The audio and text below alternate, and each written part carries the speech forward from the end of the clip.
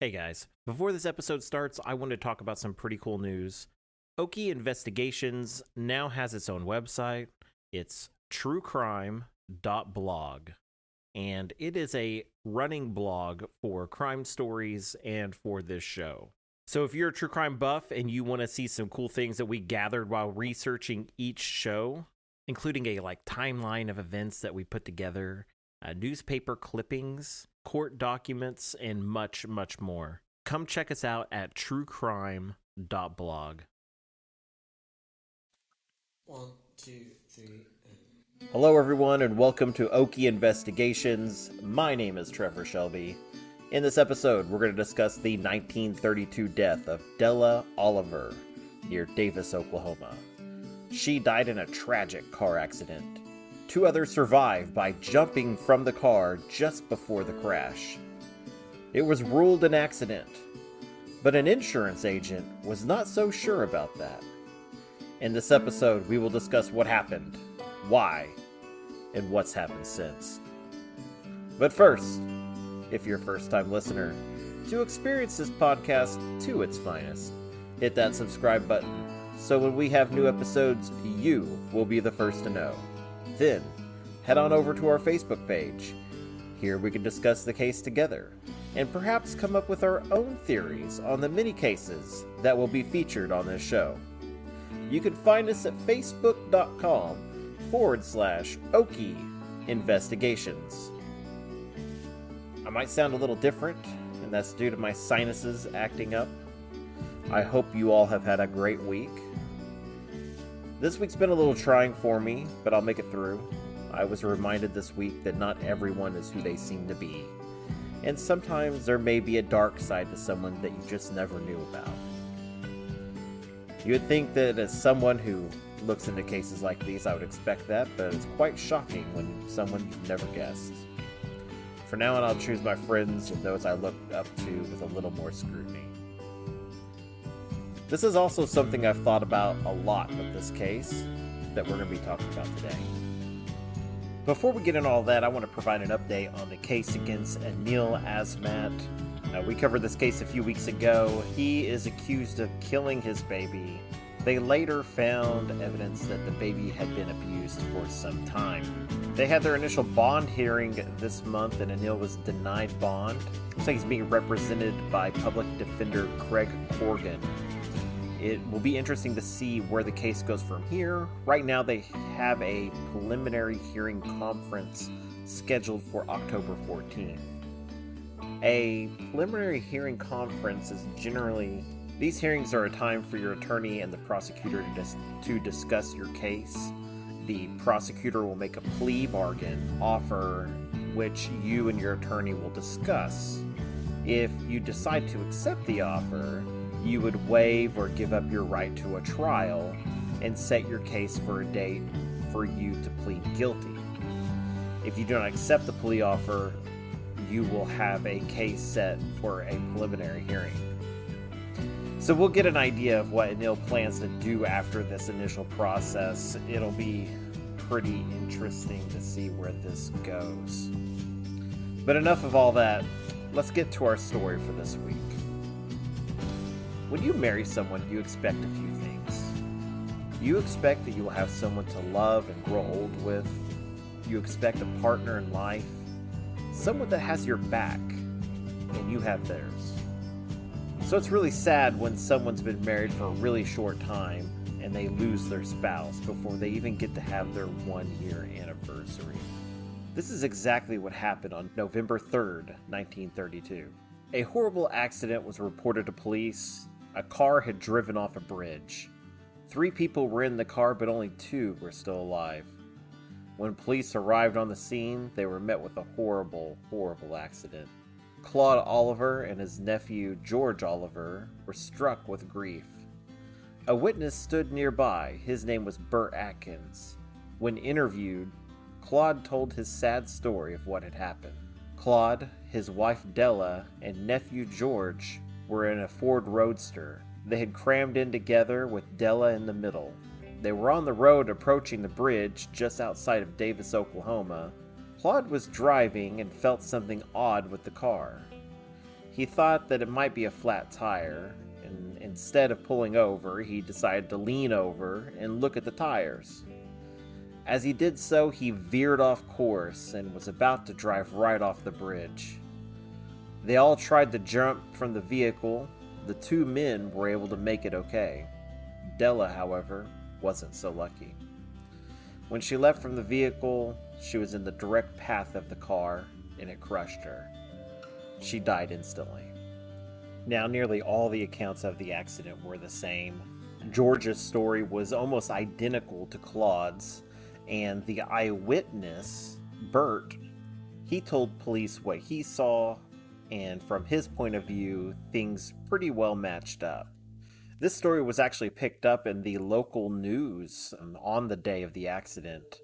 The Davis News, on their November 3rd, 1932 edition, they had an article titled, "Miss Oliver Killed When Car Overturns." Just as we go to press, Miss Della Oliver, who lives in north of Davis, was killed when the Ford Roadster in which she and two relatives were riding missed a culvert and overturned into the ditch. The accident happened 3 miles southeast of Davis and was said to have been caused when the driver ran off the bridge while looking to see if he had a flat tire. Miss Oliver jumped the car falling on her and killed her instantly. And then a follow-up was in the next issue that was dated November 10th, 1932. It's kind of her obituary, if you would see it that way. Miss Oliver, who was killed last Thursday afternoon in an auto wreck near the Brassfield home, southeast of Davis, mention of which was made in last issue, was Miss Della Ring Oliver, age 15, wife of Claude Oliver. His cousin, George Oliver, was in the car with them at the time of the accident. She was the daughter of T.L. Ring of Wynnewood, was born in Emory, Arkansas, and moved to Wynnewood in 1923. She was married to Claude Oliver last August. Now, I feel like it's important to note here that everyone accepted at this time that this was just an accident. There was nothing really suspicious about it because accidents happen. So the police filed this away as not suspicious. The undertaker who took the body didn't know anything that was, strange or different. And the family of Della was accepting of what happened, and they accepted the explanation and didn't really question anything. Now, that was except for one person. You see, before this accident, just weeks before actually, Claude Oliver and Della Oliver had got life insurance policies on themselves. Now, if something were to happen, even if it was an accident, the surviving person would be given $5,000 as a part of the policy. Normally, when accidents like these happen, insurance agencies don't do a whole lot. They accept what the police have offered up as an accident, and they will pay out the policy as such. But in the case of this, when you have a policy that is so new that the ink has barely dried on the papers, they want to take a little bit of a deeper look just to make sure that what the police are saying is actually correct. So the insurance agency decided they're going to go ahead and send out an agent. This agent went to police with some of their suspicions about the case and wanted to just clarify that everything was an accident. When they informed the police that they had an insurance policy on Della and that they stood to gain $5,000, it was a new policy, and that the two had only been married for a very short time, the police became a little bit more interested in the case. The police and the insurance investigator went out to the scene of the accident, and they found something a little suspicious. Now, about 150 yards away from the accident, they found what they thought was signs of struggle that may have taken place. They found pieces of skull that was in the road, where it shouldn't have been, way too far away of where they thought anything should be in an accident like this. So the investigators decided that they were going to question both George and Claude Oliver and see if their stories stand up to what this evidence is showing. During their questioning, their story began to unravel when they were presented with the evidence of the pieces of skull that were found in the road, just too far from where it should be. It became clear that something more sinister happened here, and when pressed, both men confessed to their crimes. Now, this was written in detail by the Pauls Valley Democrat, dated the 17th of November, 1932. The scheme and arrangement whereby they carried out their plan was so novel and clever that they almost succeeded in their attempt to commit cold-blooded murder.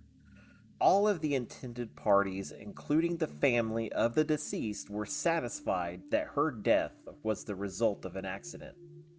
Only until investigators of the insurance company got on the job was there any suspicion of foul play.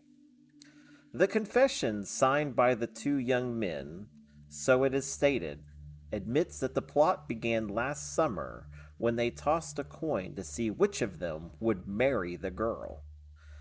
The lot fell to Claude Oliver, and it was then agreed that George Oliver would do the killing. The marriage took place about 2 months ago. An insurance policy was taken out immediately for $5,000, with a double clause covering an accidental death.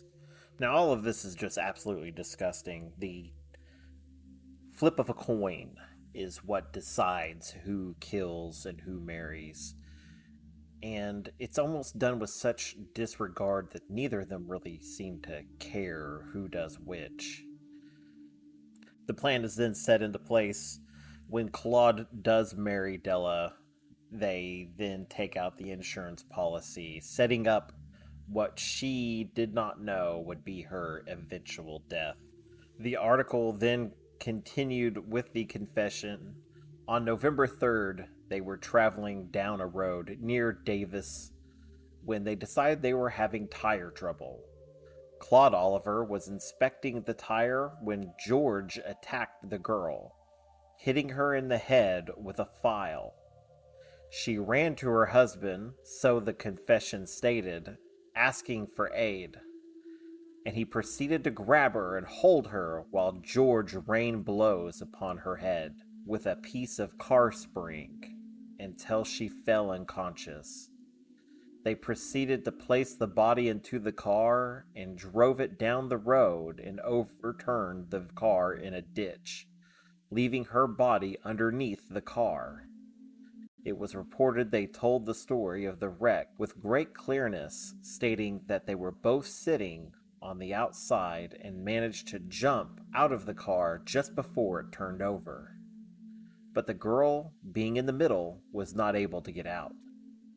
Later, when officers discovered evidence of a struggle and a small pieces of skull in the road about 150 yards from the scene of the wreck, according to reports, investigation, which started, finally terminated in this confession, revealing a crime of brutality and horror seldom noted in the so-called civilized times. It is understood that the boys have offered to plead guilty before W.G. Long, district judge of this district. All of the interested parties, including the two boys, their families, and the family of the girl, live in the neighborhood of Wynnewood, where they were very well known. Now, I don't know if you caught it, but they do mention that they beat her with a car spring. This is not actually the first case that we've covered around this time frame that resulted in someone beating another individual with a car spring. I find it very interesting that that would be used as a weapon. I picture a spring. I mean, I probably should just look it up and see what the car springs of the time look like, because apparently that is a weapon, a very deadly weapon, because It has been used in more than one case here in Oklahoma. Now, a key piece of the information that was left out of this article was that there was a witness to everything that happened here. Now, it was the statements by the eyewitness Burt Atkins that caused the police to not question too much of what happened originally. Burt is also charged with being an accomplice in the murder as well.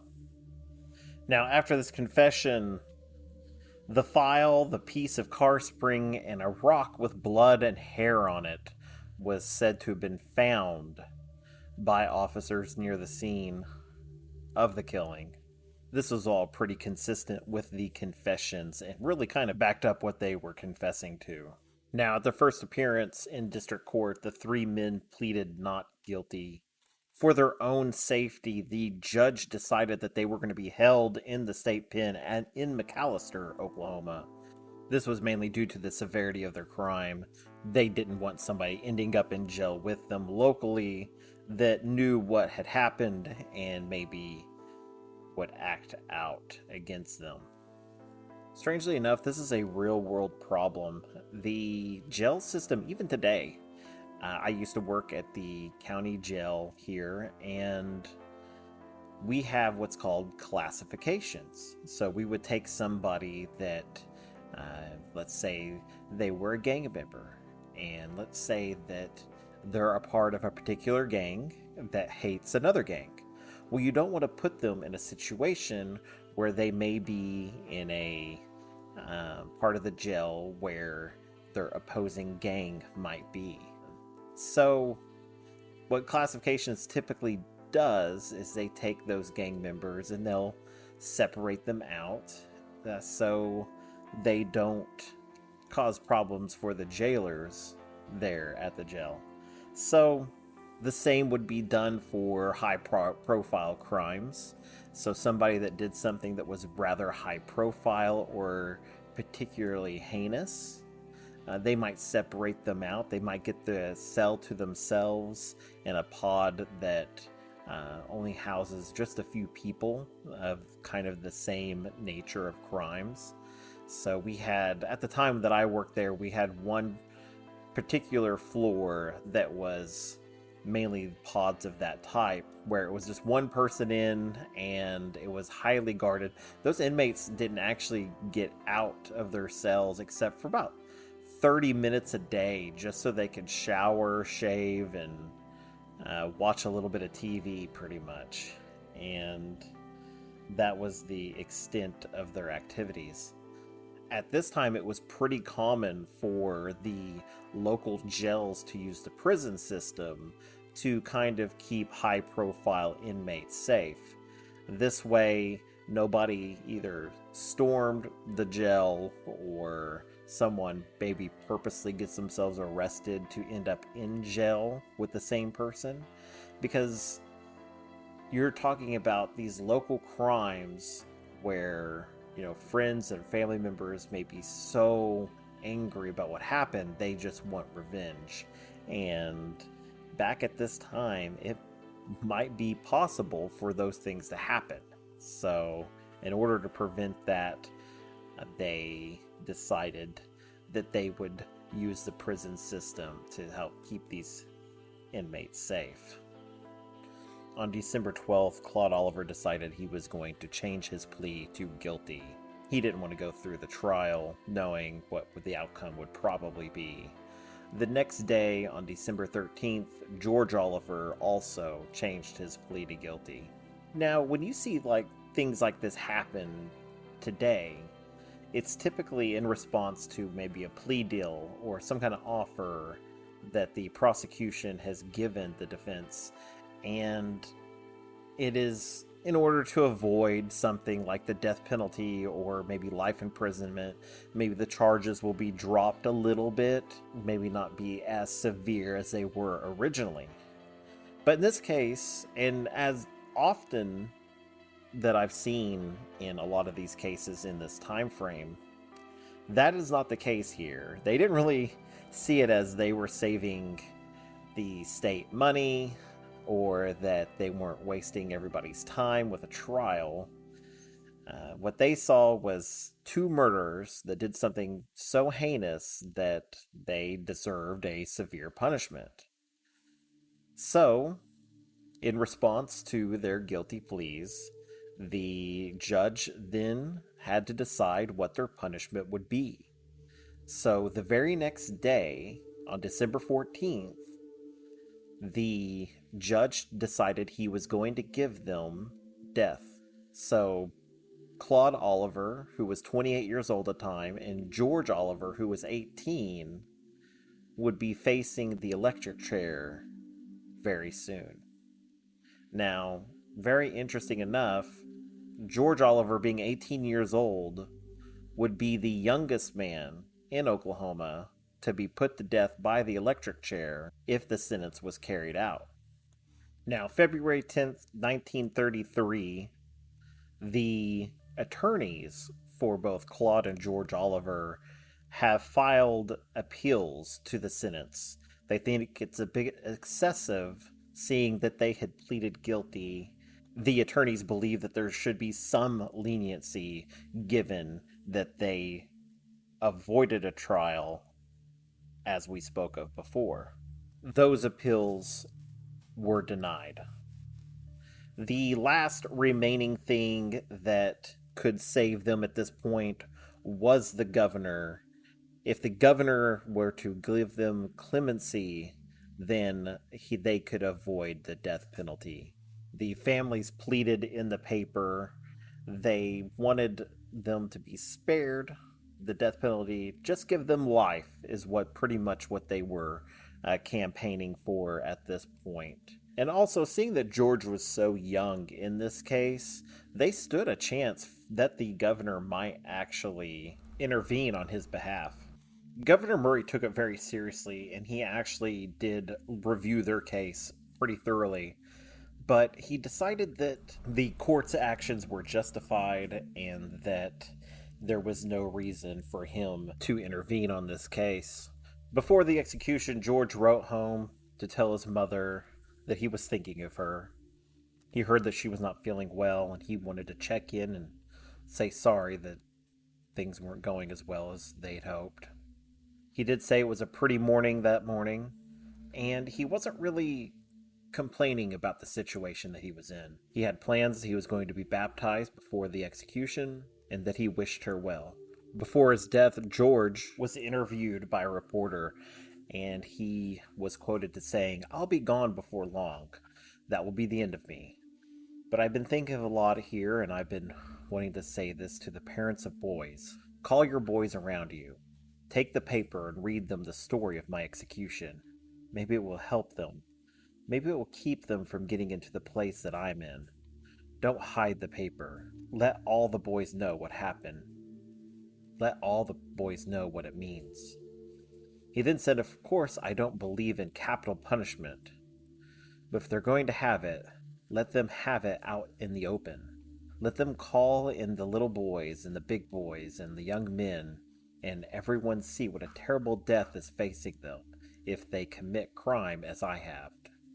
Now, as if it was something that he wished, George was executed in front of a crowd of 200 witnesses, by far the biggest amount of witnesses to have seen an execution in Oklahoma. He stated before them all, "I did the crime, and now I must die for it. I feel like I'm going to heaven." Claude, the 28-year-old uncle, went to his death mumbling to himself without any statement. He was pronounced dead just minutes after being electrocuted. This was a pretty sad case. This was one that's not even really written about very much in Oklahoma's history. Something kind of forgotten. And it was stumbled upon when I was going through just newspapers kind of at random, and I found a little bit about this case on one of the newspapers of the time, and I decided to look into it just a little bit further and kind of went down this rabbit hole. It was a pretty interesting process, and it was actually kind of fun to look at something that had not really been discussed much elsewhere since.